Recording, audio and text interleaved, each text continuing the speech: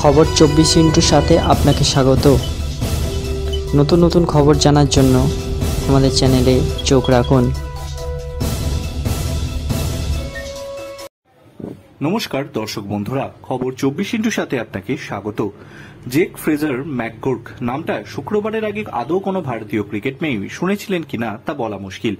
অস্ট্রেলিয়ার এই ব্যাটার দেশের হয়ে দু একটি ম্যাচ খেললেও তেমনভাবে নজর কাটতে পারেননি।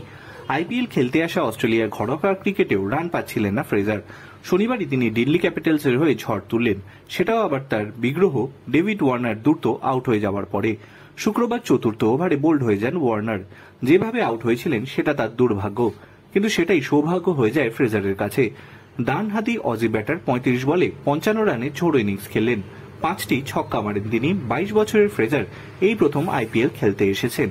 প্রথম ম্যাচ খেললেন শুক্রবার, সেই ম্যাচেই নজর কাড়লেন তিনি।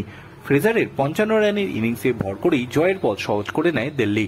তার এই ইনিংসের পর হয়তো মিচেল মার্শকে আপাতত বসতে হবে বেঞ্চে। ফ্রেজার যেই প্রথম এমন ইনিংস খেললেন তা নয়, অস্ট্রেলিয়ার ঘরোয়া ক্রিকেটে 29 বলে 17 রান করেছিলেন তিনি।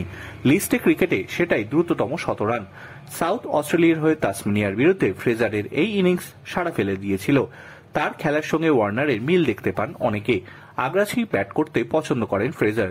যশ ঠাকুরের দ্বিতীয় বলেই যেভাবে ছক্কা হাঁকান তাতেই বুঝিয়ে দেন যে এবারের আইপিএলে তাকে কোন মেজাজে দেখা যেতে পারে।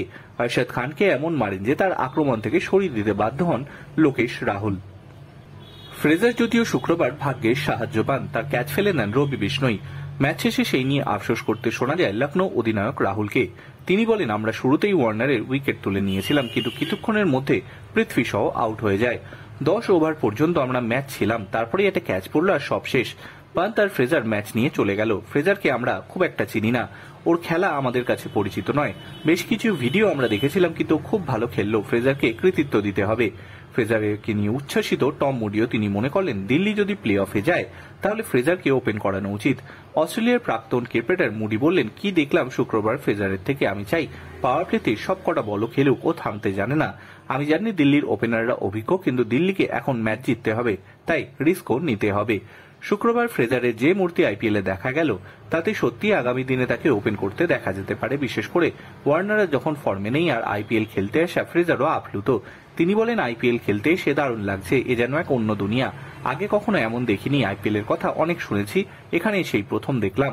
দারুণ অনুভূতি, আরো উপভোগ করার ইচ্ছে আছে, ভারতে এসে দারুণ লাগছে। ব্যুরো রিপোর্ট, খবর 24/7।